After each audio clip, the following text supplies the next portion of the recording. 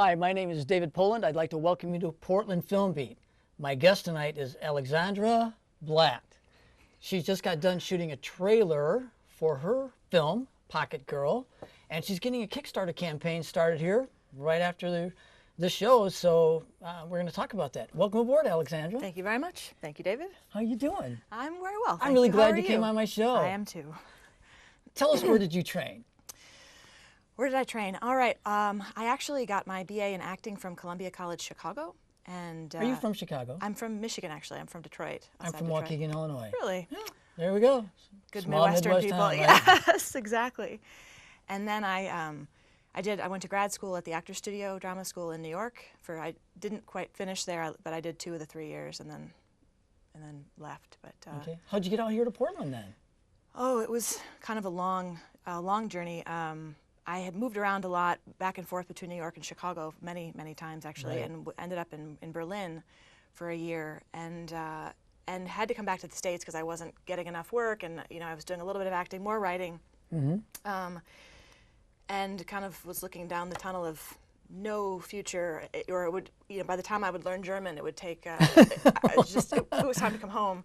And I stayed at my dad's for the summer in Wyoming and just didn't know where I was going to go. Going back to New York and Chicago kind of felt like moving backwards, and I wanted a city that was like Berlin, oddly enough, in the States, so I chose Portland through a series of, It just got here, right? Basically, yeah. I never thought in a million years I would end up in Portland. Do you like it, though? I love Portland. Okay, great. Yeah, I'm very happy we to love be it here, here. too. We're glad you came. Thank you. What first got you interested in film? Actually, you wanted to be an actress, or you are an actress, yeah, actually. I mean, I've always liked film, but I would be lying to you if I said I'm some major film buff or knew a lot about film, or I was a theater-trained actor, and that was where I wanted to be and saw myself, and that was the acting that I did in Chicago was all theater. I didn't actually start even doing any on-camera acting until I moved to New York, and which was like 2009. It was after school, started doing that, so it's a newer thing for me, to be honest. All right, Yeah. good, right. Tell us about Pocket Girl. Tell us the premise. Pocket Girl. How you got started, why you wrote it. And you can keep going. Okay, I'm just gonna talk. So, Pocket Girl actually came out of, I was having a conversation with Steve Coker, actually. I know Steve Coker. Yeah. He was on my show, actually. Yeah, I saw that one. It's a great show. And I was sort of lamenting to him that I was so tired of not getting work, or not being cast in things that were meaningful to me, and just really tired of waiting to be cast and waiting for work. And he's like, well, you need to create your own work. I mean, that's just kind of... I agree with that. I do too. And that's why I started this show, and that's why I've started writing my own things and shooting. Yeah, I think it's really kind of the way to go. If you're a content creator, you have a lot more say over, obviously, the work you do. I've always got a good part in my films. Exactly. It's very clever. And I never apologize for that either. No, you did all the work of creating it. So we had this, we were talking, and I was like, oh yeah, but I don't know how to write. I've never written, I've done some blog posts, and I did some journalism stuff in New York, but I don't know how to write a screenplay. I can't write dialogue. And he was like, well, I'm having a class coming up in a couple months. You should just take my class, and I'll help you. And I was like, oh, I really didn't want to do it. And he was like, just come, you're gonna be fine. And I took his class, and we had also talked, talking about this, the idea of a pocket girl, which is basically the idea is a woman who settles for less than she deserves. And I don't think it's specific to women, but obviously from my experience, that was what I was writing about. It was kind of based off the idea that women who are satisfied being kept in the back pocket of a man while he's in another relationship. That was kind of the premise, or the basic thing around writing the seed that was kind of around writing this screenplay. Yeah. And so I started writing in the class, and after the first week, it was one of those experiences that I've certainly never had before, because this is my first screenplay, where it was like the character started talking to me, and Isn't that awesome?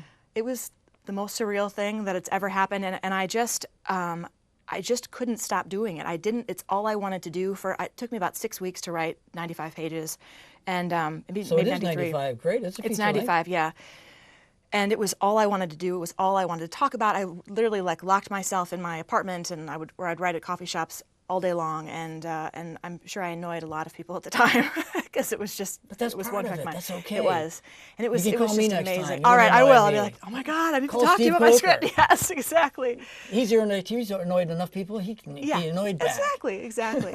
No, he was very understanding. He's extremely and supportive. Absolutely, and that I found the structure of taking that class really, for me, that was Right. a really important thing to Because have. he goes through the Blake Snyder Absolutely, laying out all the of cards. the beats. Yep. And I had this thing around my kitchen, and I had posted things up, and I had it all laid out in the characters, and I was just in this world, and I don't know that I've ever been so happy in my life. It was that just kind right? of the greatest thing, yeah. And this story emerged, and yeah. So that was, what was the question? We were talking about the premise. Okay, let's get back to the premise. Okay. We actually talked The about right. No, that's premise- great. You're doing great. The premise is it sort of had shifted from that just male female thing, because I wanted to really also explore a character, a woman finding her voice. I'm a big fan of rite of passage films, and where you see a character go through something that changes them, and going through hardships. And I wanted to show a woman, the lead character is a woman, kind of finding her way, and Right. realizing that the choices she had made were not she in her best interest, or reflective of what was possible in her life. And so it emerged from not being just about a relationship-driven story to a work story and to a friend story. And I also really wanted to explore, It's about meeting men and it's not. Yeah, I didn't. It's really not. I mean, that is okay, in there. I wanted to play devil's Yeah, advocate here. no, I appreciate that. And I use the device of online dating in the film to sort of, it's kind of the fun game Right, I section. know. I watched the Yes, trailer. you said that in the trailer, and that is a part of it. That was part of it was definitely a part of telling the story, but it's not a movie about meeting a man and having there's just a lot more to it than that. Right. But that is part of the experience of the film, Right. definitely. Pocket Girl. Before we go on, I wanted to tell you, there's actually what's called the hero's journey. It's exactly right. Oh, wait, Yeah. hold on. Which is about becoming, or no, it's about doing and getting skills and stuff. There's also another form of storytelling called the Virgin's Promise. And I want to write that down for you after this. There's a book Please do. called The Virgin's Promise. And a good example of that would be, it's about becoming. And it's not necessarily for women, but most of the films that are Virgin Promises are women. Women-centric films. Right, and it's about becoming. A perfect example is Legally Blonde.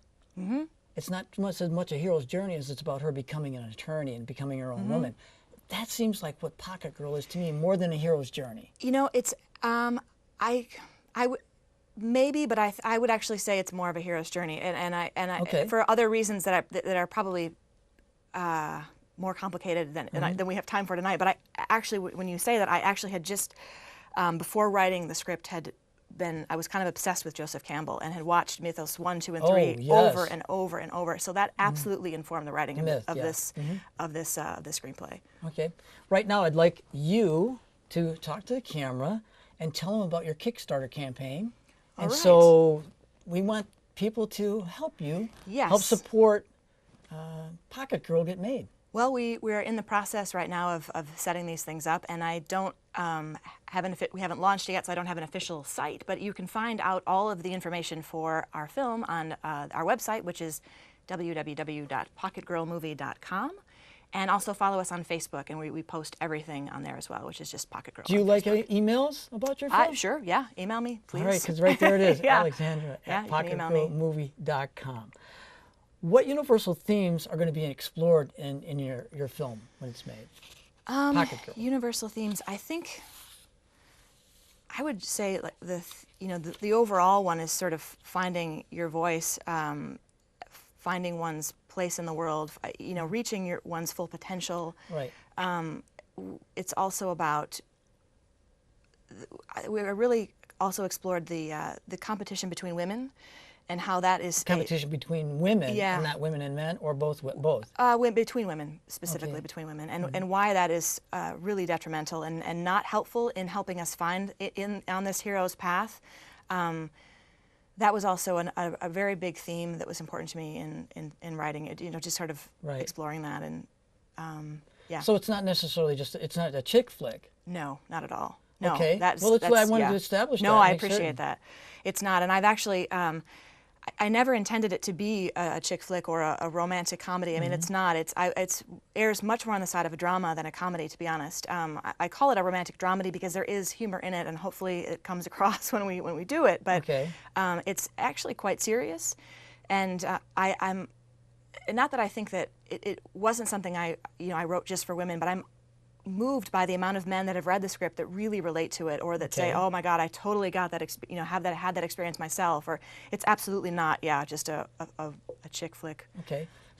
Talking that way, what demographic, as in age groups, is it going to be just for mostly up to 30? Is it going to also appeal to people who are older than that? I hope that it does, and I think that it will. There's a lot of sort of inside jokes from probably my generation, a lot of pop culture references that. I mean, not so many that I think it alienates people, but I think women in my age range, 30s, maybe would like it You're the an most. actress. You can lie about it. Don't worry. Exactly. But I think anyone who's currently dating right now would kind of understand what I'm Right. talking about, or has had these experiences. So I don't think it's. I mean, there's people in their 40s and 50s who are and older, divorced and coming back into the dating scene, or using online dating, and these are really universal things. It's not Okay. just personal experience. This might be a difficult question for Ed right now, but what do you feel are going to be some of your film's strengths? And then again, maybe weaknesses. You wrote it, so you probably could see them. Yeah, there's so many, but I think that the strengths, I hope, are that people relate to it, and that people are moved by it, or that or maybe ask some questions for themselves, or open up conversations about people finding their voice, or Right. what actually is good enough, or is this what I really want, or am I being treated as I should be treated? And Right, yeah. And yeah, you teach people how to treat you. you do. You really do. I had to learn that the hard way. Didn't It we took all? me years. Didn't we all? Yes. And it's funny is when you stop, when someone's not treating you well and you tell them, put a halt to it, Yeah. it's funny how that relationship dissolves because they don't want to be in a relationship No. with you unless they're taking advantage of you or abusing It's you. true. Or not abusing necessarily. Sometimes, but, yeah. But mentally and yeah, it's There's true. a lot of ways that it you happens. gotta teach people how to treat you. You And teach do. them to You treat really you do. right. I mean, Yeah. you should treat them right as well, but Absolutely, and it's about learning boundaries and all sorts of things that I have learned along my own journey. and so that's what you wrote in this. Yeah. It sounds to me that Pocket Girl was something that was percolating within you for a long time I would say that's before you very even true. wrote it. So Yeah. as you wrote it, all of a sudden the characters did jump out at you. It really did just sort of pour out, and I think that's cool. actually That's really cool. right.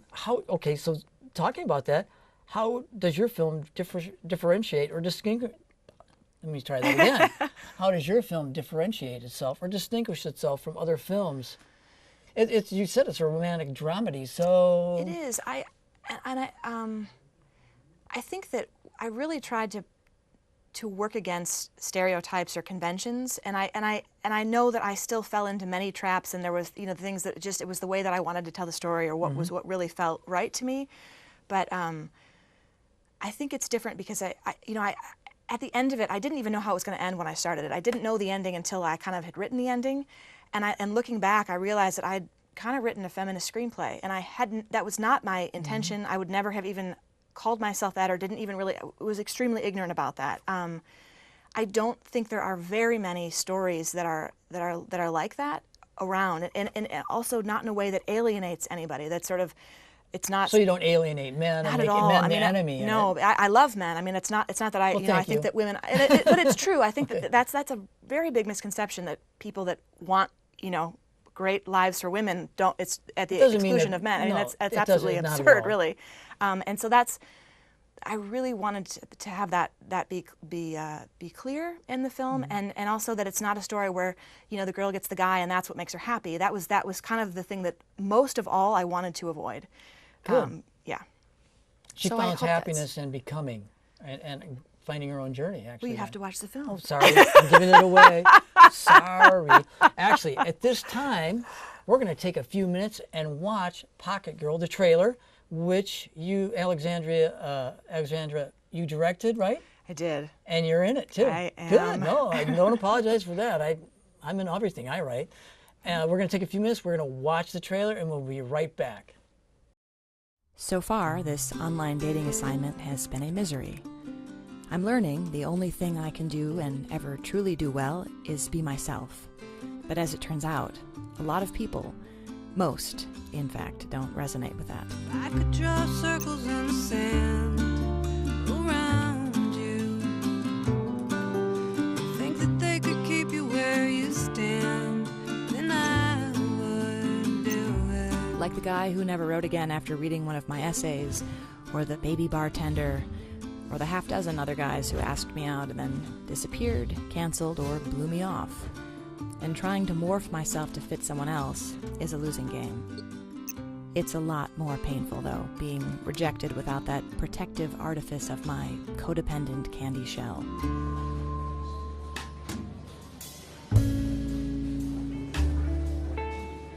You must be Porky. Josephine's probably better. Pint of Hefeweizen. You're a little rough around the edges than your photos, Porks. And you're a little more charming. Yeah, it's been a busy day. Tell me about you, though. What are you looking for in a lady? Straight in, huh? Oh, I like that. I like a girl who knows what she wants. First off, I won't settle. I don't want a woman who's needy, plays games, none of that baggage bullshit, you know?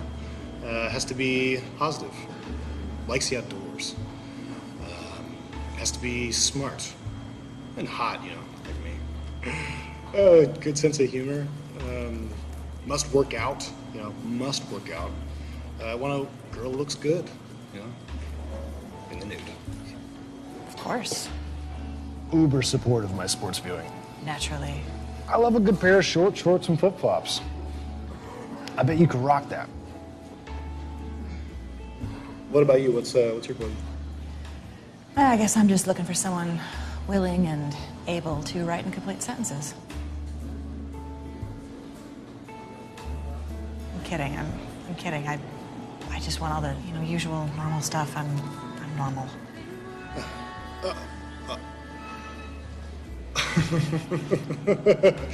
Funny, you're funny. You wanna go to the Blazer game next weekend?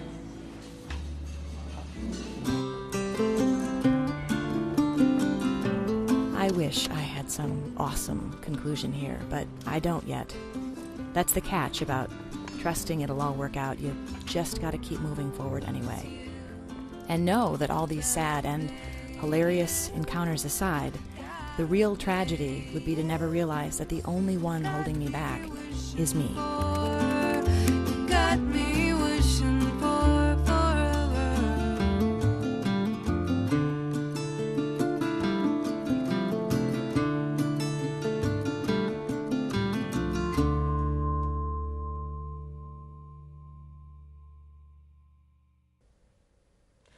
I love the trailer. Thank you. No, they're in the coffee shop typing away. It's a great trailer. Thank you. And I'm looking forward to seeing the film.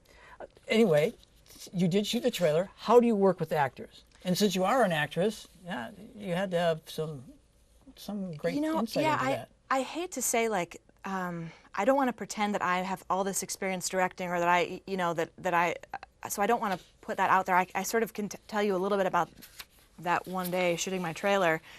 Or I guess I go about it, and I did this with writing as well. Like, what are things that I would want to hear? What are things that I could say that would come out of my mouth? I mean, I've been acting a really long time. I mean, I have no experience as a director, a little stage experience, and obviously minimal writing experience, but I know about acting.